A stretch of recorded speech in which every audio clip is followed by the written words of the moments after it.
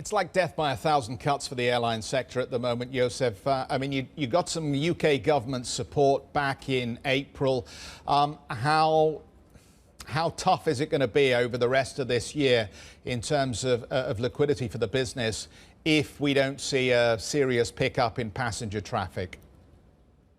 You know, I think the industry is under huge pressure from a liquidity perspective. I mean, Wizz Air is standing out with that regard.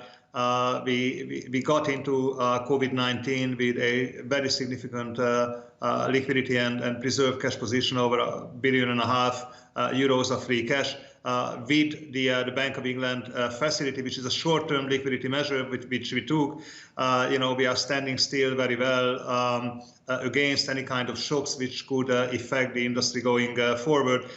If we get grounded completely and we cannot perform a single flight, we would still be in business in 2 years from now. So that's how strong we are with regard to liquidity.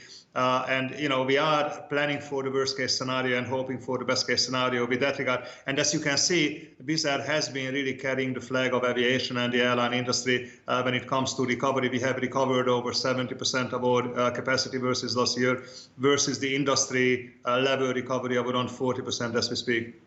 As I look at ticketing, clearly passenger ticket revenue is down, but the average revenue per seat rose in the first quarter. Can you talk to us a little bit about the ticketing strategy for the rest of the year here? Is it inevitable that passengers are going to have to pay more ultimately to cover your additional costs?